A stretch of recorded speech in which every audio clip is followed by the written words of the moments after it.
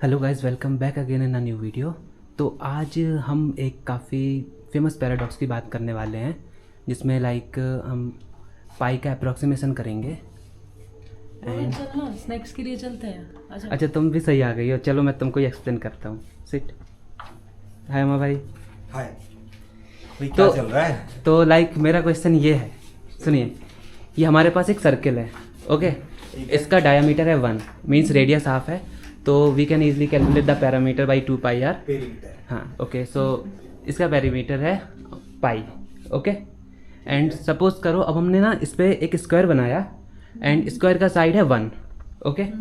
Square का side 1 है, तो इसका पेरीमीटर कितना होगा? 4। 4। ओके। नाउ हम क्या करेंगे, ये जो स्क्वायर है इसको हम थोड़ा स्प्लिट करेंगे, ओके। स्प्लिट करेंगे देन ये देखो,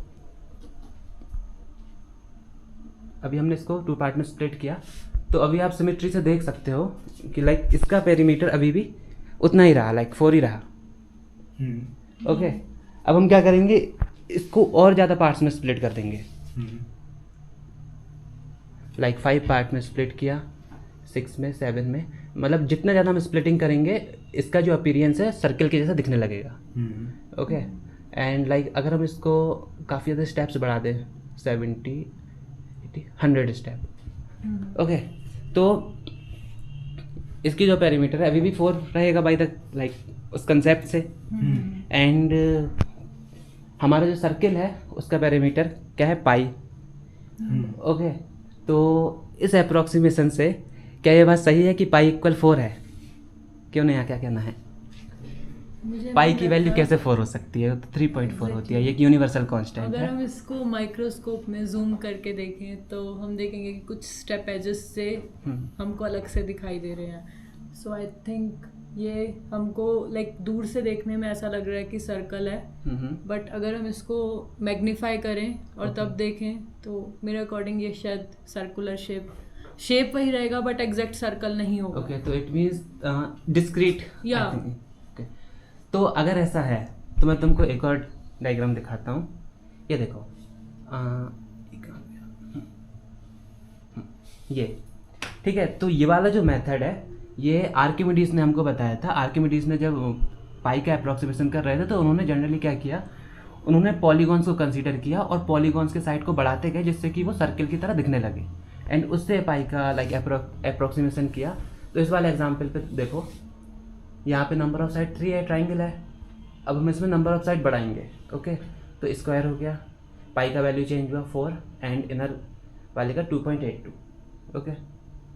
एंड और काफ़ी ज़्यादा इंक्रीज कर रहे हैं तो ये 3 के क्लोज आ गया, एंड बाहर वाला जो है वो 3.37 हो गया, कम हो रहा है, अंदर वाला इंक्रीज हो रहा है, एंड हम बढ़ाते जा रहे हैं। तो n इक्वल टू 100 पर इनर जो पॉलीगॉन था एंड आउटर जो पॉलीगॉन है उसका 3.14 हो रहा है, इसका भी 3.14 हो रहा है। तो प्रीवियस वाले एग्जाम्पल से कैसे डिफरेंट है? वहाँ पर भी हमने ऐसा ही कंसिडरेशन किया, लेकिन यहाँ पर ये एक्यूरेट वैल्यू बता रहा है और पिछले वाले केस में नहीं बता रहा था। सिमिलरली ये देख सकते हो, शेप पर ये इंडिपेंडेंट होता है, तो हम और भी शेप ले सकते हैं। जैसे ये स्क्वायर है, ओके। तो स्क्वायर में अगर हम इसकी साइड को 0 करें, ओके, तो अभी ये हमारे पास स्क्वायर है, इसका साइड भी 1 है, ओके। 1 1 1। तो इसका diagonal according to Pythagoras theorem क्या होगा? √2, ओके। बट सिमिलरली हमने इसको अलग अलग पार्ट में स्प्लिट किया, ओके। इसका साइड 1 है, तो ये जो स्टेयर्स हैं इनके पेरीमीटर कितना होगा? लेंथ 2 ही होगा, 2 ही होगा ना। हाँ। तो 2 नंबर ऑफ स्टेप हमने बढ़ाया, 7, 25, बढ़ाते जा रहे हैं स्टेप्स, एंड ये स्ट्रेट लाइन की जैसा दिखने लग रहा है, ओके। एंड फाइनली ये very close to straight line हो जाएगा ऑब्वियसली दिखने में। तो इसका जो डायगोनल है उसका लेंथ 2 होना चाहिए या √2 होना चाहिए? डायगोनल तो √2 ही होगा। पर ये कैसे दिख रहा है? ये क्या पैराडॉक्स है? Can you explain? हो गया। चलो देखते हैं, यही वाले एग्जांपल्स देखते हैं ना। ओके, देखते हैं, अपने पास बोर्ड भी है भाई। बोर्ड है, अवेलेबल है बोर्ड। देखो थोड़ा सा मतलब ज्योमेट्री को छोड़ के देखते हैं, मतलब ज्योमेट्री के अलावा। पहले अपन ने ऐसे स्क्वायर बनाया है ना, इसका हमने आधा पार्ट काट दिया, आधा पार्ट काट दिया। ओके, इसको इधर शिफ्ट किया और इसको इधर शिफ्ट किया, ठीक है। है ना, यही किया ना पहले बार में। हाँ तो ये आ गया। हाँ, पर अभी शिफ्ट किया तो क्या किया, अल्टीमेटली इसी पार्ट को ना टू पार्ट में डिवाइड किया, इसी को टू पार्ट में डिवाइड बिल्कुल। किया। तो ये लेंथ अभी सेम हम्म, है ना। तो पहले भी जब पार्ट नहीं किया तो तब भी उसका लेंथ 2 था, हाँ है ना, तो उसको P1 बोल दिया। ठीक है, अब 2 पार्ट में डिवाइड किया तो अब भी उसका लेंथ 2 है ठीक है। ना। अब इसको लेट करो 3 पार्ट में डिवाइड किया, है ना, ओके, तो ये ऐसे कुछ 3 पार्ट हो जाएंगे। तो मतलब ऐसे ऐसे ऐसे कुछ 3 पार्ट होगा, हाँ जो भी है, मतलब ऐसे। तो ये ऐसे एक इधर पे आ जाएगा, एक इधर पे आ जाएगा, एक इधर पे आ जाएगा और एक इधर पे आ जाएगा, है ना। 3 पार्ट्स हो गए। पर 3 पार्ट में भी अभी भी लेंथ 3 है, 2। ये लेंथ 2 है। ऐसे 4 पार्ट भी करेंगे तो लेंथ 2 होगा, हाँ, है ना। तो तुम यही बोल रहे हो ना कि मतलब फिर बाद में जाकर के अगर ऐसा करें तो कुछ ऐसा ऐसा कुछ बनेगा, बिल्कुल, है ना, मतलब ऐसा ऐसा। बट तो मतलब और उसका पार्ट इन्फिनिटी तक जा रहे हैं हम, है ना, ऐसे ही बोल रहे हो ना। हाँ। तो ये √2 होना चाहिए, ऐसे बोल रहे हो। ये 2 होना चाहिए। हाँ ये, हाँ मतलब, पर दिखो डायगोनल जैसे रहा है। हाँ देखो, तो डायगोनल √2 होना चाहिए। पाइथागोरस थ्योरम के अकॉर्डिंग √2 होना चाहिए। हाँ हाँ। अब देखो, इसको अगर मैथमेटिकली सोचे, अगर ज्योमेट्रिकली ना सोचे अभी ना, हाँ क्योंकि हम लोग एक ही लाइन है, ये लाइन है और ये लाइन है, हाँ, इसी को डिवाइड कर रहे हैं। ठीक है, कहीं से लाइन क्रिएट कर रहे हैं ना हटा रहे हैं ना लेके आ रहे हैं। हाँ तो उसके हिसाब से वो हर बार उसके लेंथ को ऐड कर रहे हैं, जितने भी पार्ट में वो टूटा।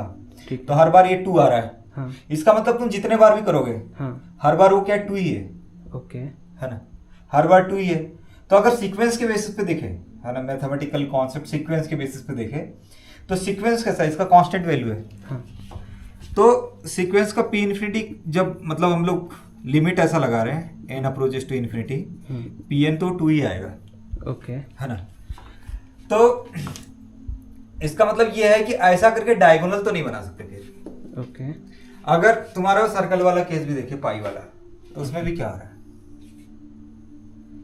इसमें उसमें भी अगर देखा जाए तो जो एनिमेशन जो दिखाए हैं, इसमें तो मतलब लिमिट का वैल्यू, ये वाले एग्जांपल में लिमिट का वैल्यू कैलकुलेट नहीं किया था ना, ये वाले एग्जांपल में लिमिट का वैल्यू कैलकुलेट किया था। लास्ट में यही बोला था, P1 equal to 4D, P2 equal to 4D, ऐसे। तो Pn limit n approaches to infinity equal to πD लिख दिया था, ठीक है। पर ऐसा नहीं, यहाँ पर तो हमेशा 4D है ना, हाँ। तो लिमिट भी 4D ही होगा, ओके, तो लिमिट πD नहीं होगा। मतलब लिमिट का वैल्यू πD लिख करके कंफ्यूज कर रहे हैं कि पाई का वैल्यू 4 हो गया, है ना।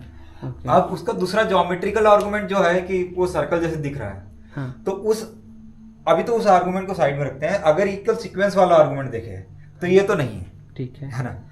अब ज्योमेट्री वाले आर्गुमेंट के बेसिस पे तो मेरे हिसाब से नेहा प्रोबेबली सही हो सकती है, मेरे को अभी नहीं आइडिया कि ज्योमेट्री के लिए हम लोग और क्या क्या सोच सकते हैं। हाँ, फिर क्वेश्चन आएगा कि वो आर्किमिडीज वाला है ना, हाँ आर्किमिडीज वाला फिर कैसे हो रहा है। अब आर्किमिडीज और इसमें डिफरेंस है, मतलब थोड़ा भी, है ना। आर्किमिडीज वाले में कांस्टेंट सीक्वेंस नहीं बनेगी, जैसे कि सर्कल बनाया है 1 सेंटीमीटर रेडियस का, है ना, ऐसे रेडियस डायमीटर जो भी बनाया था ना, ठीक है। तो इसमें अल्टीमेटली तो एरिया कैलकुलेट कर रहे थे ना आर्किमिडीज जी, हाँ, है ना। तो एरिया के बेसिस पे वो बता रहे थे कि मतलब, हाँ, तो ये ट्राइंगल का एरिया है, ठीक है, ठीक है। अभी कितना सोचो कि अभी बहुत सारा पार्ट बचा हुआ है ना, हाँ। अभी सर्कल, अभी अगर मैं इसको स्क्वायर बना दूं, हाँ, स्क्वायर मतलब दिख नहीं रहा है स्क्वायर जैसा, बट हाँ। लेट करो स्क्वायर बनाया। तो देखो, अब पहले तो एक ये पूरा एरिया, ये पूरा एरिया, ये पूरा एरिया बच रहा था। अब कितना एरिया बच रहा है, अब पहले के कंपैरिजन में कम बच रहा है। मतलब अगर तुम ये वाले एरिया को देखोगे तो ऑब्वियसली मतलब ये ट्राइंगल से देख रहे हैं ना, ट्राइंगल से ये वाला एरिया जो बचा हुआ है, वो सर्कल के केस में देखिए तो ये वाला एरिया, दूसरी पे नहीं है, ये वाला एरिया, ये वाला एरिया, ये ऑब्वियसली कम आएगा ना, मतलब कम है। तो हम लोग ये देख रहे हैं कि जो ट्राइंगल का एरिया था, मतलब उसको P3 बोल देते हैं, वो कुछ था अल्फा नंबर, P4 4 साइड्स ले लिए स्क्वायर तो कुछ बीटा है, तो हम लोग देख रहे हैं alpha is greater than beta. ऐसे ही P5 अगर गामा बोल रहे हैं तो gamma is will be greater than beta alpha. तो ये नंबर इंक्रीज हो रहा है, बिल्कुल, है ना। यहाँ पर तो कांस्टेंट सीक्वेंस थी, तो नंबर जब इंक्रीज होंगे तो हो सकता है कन्वर्ज हो या हो सकता है डाउट। जैसे याले केस में कांस्टेंट सीक्वेंस थी, हमको पता है कि वो पाई डी नहीं आएगा, इन्फिनिटी पे भी 4D आएगा। अब या तो ये डाइवर्ज हो सकता है, बिल्कुल, या तो कन्वर्ज हो सकता है, तो इस केस में कन्वर्ज हो रहा है, बिल्कुल। तो यहाँ पे डिफरेंस है, मतलब बहुत बेसिक सा डिफरेंस है। और नॉट ओनली दैट, अगर ये बाहर की तरफ से भी ट्राइंगल और पॉलीगॉन बना रहे हैं, बिल्कुल, तो दोनों ही तरफ से कन्वर्ज हो रहे हैं, दोनों तरफ। तो मैथमेटिकली ये डिफरेंस है। अब ज्योमेट्रिकली और सोचना पड़ेगा कि चीजें क्या हो रही है। यहाँ पर भी अगर देखें तो किसी कांस्टेंट की लिमिट, हाँ, तो मतलब same number- कांस्टेंट सीक्वेंस की लिमिट हमेशा कांस्टेंट ही होगी, चाहे तुम चीज कितना ही चले जाओ। सिंस हम लोग सब कुछ यहीं से ले रहे हैं ना, हाँ, इन्हीं साइड से ले रहे हैं, और ना पार्ट हटा रहे हैं ना पार्ट को ऐड कर रहे हैं, वहीं से पार्ट कर रहे हैं, तो हमेशा ही वो 4D होगा। तो वो जो एनिमेशन में जो था कि इस लिमिट को जो पाई डी लिख दिया था, वो गलत था एक्चुअली। एक्चुअल में तो limit n approaches to infinity Pn, ये 4D ही होना चाहिए, 4D ही होगा मैथमेटिकली। तो मैथमेटिकली भी ऐसा नहीं लिख सकते, तो मैथमेटिकल आर्गुमेंट के बेस पे तो ऑलरेडी गलत है। दूसरा चीज की, अब वो सर्कल जैसे दिख रहा है तो उसके पीछे क्या है, मतलब अब वो सोचा जा सकता, मतलब और भी, क्योंकि ऐसे बहुत सारे पैराडॉक्सेस हैं जिनको मतलब रिजॉल्व करने के लिए बहुत टाइम लगे, मतलब, है ना। तो हमारे मन में एकाएक आ जाएगा, ये भी कोई वो नहीं, और हो सकता है अच्छा आ जाए या पता नहीं, या आए भी ना कभी, क्योंकि पैराडॉक्स तो बहुत दिनों तक रहे। Okay, nice explanation. Thank you, ये गिफ्ट आपके लिए। Thank you. ओह, चलो तब तो यहीं खाएंगे। तुम्हारे लिए भी। थैंक यू, जिंदाबाद। धन्यवाद।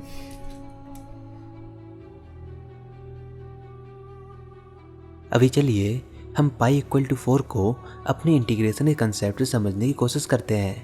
तो मेरा क्वेश्चन ये है कि आखिर किसी भी कर्व का एरिया हम इंटीग्रेशन की मदद से कैसे फाइंड करते हैं। तो किसी भी गिवन कर्व को हम काफ़ी स्मॉल स्ट्रिप्स में डिवाइड कर लेते हैं और हर एक स्ट्रिप का एरिया हम कैलकुलेट करते हैं, एंड देन सबको ऐड करके हमको पूरे कर्व का एरिया मिल जाता है, जैसा कि यहाँ पर आप देख सकते हो। अभी यहाँ पर आप एक और चीज़ देख सकते हो कि जब हम स्ट्रिप्स को ऐड करते हैं तो हल्का सा एरिया और ऐड हो जाता है, जो कि हमारे कर्व के अंदर नहीं है। इसको यहाँ पर हमने ऑरेंज कलर से रिप्रेजेंट किया है। तो हम क्या करते हैं, ये जो एक्स्ट्रा एरिया है ये काफ़ी स्मॉल एरिया है, तो इसको हम निगलेक्ट कर देते हैं। यहाँ पर अभी हम थोड़ी सी मैथमेटिक्स करेंगे। मान लीजिए किसी एक स्ट्रिप का एरिया ए है, तो उसकी वैल्यू क्या होगी, y into d x plus d x into d y, जो कि अप्रोक्सीमेटली इक्वल होगी y इंटू डी एक्स। मतलब कि यहाँ पर हमने काफ़ी स्मॉल एरिया को निगलेक्ट किया। चलिए देखते हैं इसको हम कैसे निगलेक्ट कर सकते हैं। तो हम कुछ वैल्यू को अज्यूम करेंगे। सपोज y इक्वल टू 10 है, डी एक्स इक्वल टू 0.001 है, डी वाई इक्वल टू 0.0002 है। तो एरिया क्या होगा, आप अपनी स्क्रीन पर देख सकते हो। यहाँ पर आप एक क्लियरली देख सकते हो कि d x into d y की वैल्यू क्या है, 0.000002। मतलब कि ये वाला जो टर्म है इसको हम इजीली निगलेक्ट कर सकते हैं। ये वाला टर्म पहले वाले टर्म के कंपैरिजन में काफ़ी छोटा है, तो you can easily neglect it in the case of area. Now ये तो हमने बात की कि हम एरिया अंडर द कर्व कैसे फाइंड करते हैं, बट अगर हमको पेरीमीटर को कैलकुलेट करना हो तो पेरीमीटर मतलब लेंथ ऑफ द आर्क। तो चलिए देखते हैं हम इसको कैसे कैलकुलेट करेंगे। तो हम एक स्ट्रिप की लेंथ को कैलकुलेट करेंगे। चलिए इसको L से रिप्रेजेंट करते हैं। तो इस डायग्राम में आप क्लियरली देख सकते हो कि यहाँ पर एक राइट एंगल ट्राइंगल बनते हुए दिख रहा होगा। तो ये जो लेंथ होगी वो होगी under root d x square plus d y square according to the Pythagoras theorem. I hope इस बात से आप सब अग्री होंगे। तो हम ऐसे ही हर एक लेंथ को कैलकुलेट करते हैं एंड देन बाद में सबको सम अप कर देते हैं। पर अब हमने पाई इक्वल टू 4 पैराडॉक्स के केस में क्या किया, यहाँ पर पेरीमीटर कैलकुलेट करने के लिए कितने पार्ट में हमने स्क्वायर को स्प्लिट किया। उसके बाद जितनी भी स्मॉल लेंथ dx और dy में उसको स्प्लिट किया था, उन सारी लेंथ का हम एडिशन कर देते हैं। तो हमको एक कांस्टेंट वैल्यू मिलती है और वो होती है पाई, जो कि उसका पेरीमीटर है। तो हम मान लेते हैं एक स्ट्रिप की आर्क ऑफ लेंथ कैलकुलेट करते हैं। जैसे हमने p इक्वल टू 4 में किया था, इस लेंथ को हम m से रिप्रेजेंट करते हैं, तो m इक्वल टू होगा dx plus dy। I hope आपको ये आइडिया लग रहा होगा कि हम dx प्लस dy क्यों लिख रहे हैं, क्योंकि स्क्वायर के केस में हम ऐसे ही तो पेरीमीटर कैलकुलेट करते हैं। तो अब लेंथ कितनी होगी, under root m square minus 2 dx into dy। वैसे तो लेंथ dx प्लस dy होगी, पर यहाँ पर मैं इस केस को एक्सप्लेन करने के लिए थोड़ा सा मैथमेटिकल मैनिपुलेशन कर रहा हूँ। तो अब मेरा यहाँ पर आपसे एक क्वेश्चन है कि जैसे एरिया कैलकुलेट करते वक्त आपने dx इंटू dy को निगलेक्ट कर दिया था, तो क्या इस केस में भी आप ये अप्रॉक्सीमेशन लगा सकते हो? तो अज्यूम करते हैं dx और dy की वैल्यू है 0.0001 और 0.0002। तो लेंथ क्या होगी आप अपनी स्क्रीन पर देख सकते हो। अभी यहाँ पर आप ये देख ही रहे होंगे कि 2 into dx into dy term यहाँ पर काफ़ी इंपॉर्टेंट रोल प्ले कर रहा है। आप इसको ईजिली निगलेक्ट नहीं कर सकते क्योंकि इसकी वैल्यू पहले टर्म के कंपेरेबल है। तो मतलब कि आप इसको निगलेक्ट नहीं कर सकते। इट मीन्स आप dx प्लस dy फॉर्मूले को यूज़ नहीं कर सकते। अगर आप करते हो तो आपको वैसा ही उल्टा रिजल्ट मिलेगा पाई इक्वल टू 4, जो कि बिल्कुल गलत है। आर्किमिडीज ने पाई की वैल्यू का अप्रॉक्सीमेशन करने के लिए पॉलीगॉन मेथड का यूज़ किया था। उसमें तो रिजल्ट आपको एक्यूरेट मिल रहा था, क्योंकि अभी हमने पहले देखा एरिया अंडर द कर्व जब हम कैलकुलेट करते हैं तो उस वक्त आप dx इंटू dy टर्म को निगलेक्ट कर सकते हो। लेकिन अगर आप पेरीमीटर वाले केस को देखो तो आप उसको निगलेक्ट नहीं कर सकते। लेंथ ऑफ आर्क कैलकुलेट करने के लिए आपको under root dx square plus dy square वाला फॉर्मूला ही लगाना होगा, ना कि under root m square minus 2 into dx dy, यानी कि dx प्लस dy। इस फॉर्मूले को आप यूज़ नहीं कर सकते। तो I hope pi equal to 4 क्यों नहीं हो सकता, इस एग्जाम्पल से आपको क्लियरेंस मिला होगा। एक दूसरे तरीके से भी आप इसको देख सकते हो। सपोज कर लो कि पाई की वैल्यू 4 है, देन आप डायमीटर को कैलकुलेट करो, तो आप देखोगे जब आप कैलकुलेशन करोगे तो डायमीटर की वैल्यू 1 नहीं आएगी। इट मीन्स आपने जो इनिशियल अप्रॉक्सीमेशन लिया है पाई इक्वल टू 4 वो गलत है। वेल, इसको प्रूफ करने के और भी कई सारे तरीके हो सकते हैं। तो अगर आप कोई ऐसा तरीका जानते हो तो नीचे कमेंट सेक्शन में लिखकर ज़रूर बताना। फिलहाल आज की वीडियो में इतना ही, मिलते हैं अगली वीडियो में। तब तक के लिए इस वीडियो को लाइक कीजिए, अपने दोस्तों के साथ शेयर कीजिए, और अगर आपने हमारा चैनल अभी तक सब्सक्राइब नहीं किया तो इसको सब्सक्राइब कर लीजिए ताकि आगे आने वाली कोई वीडियोस और अपडेट आपसे मिस ना हो पाए।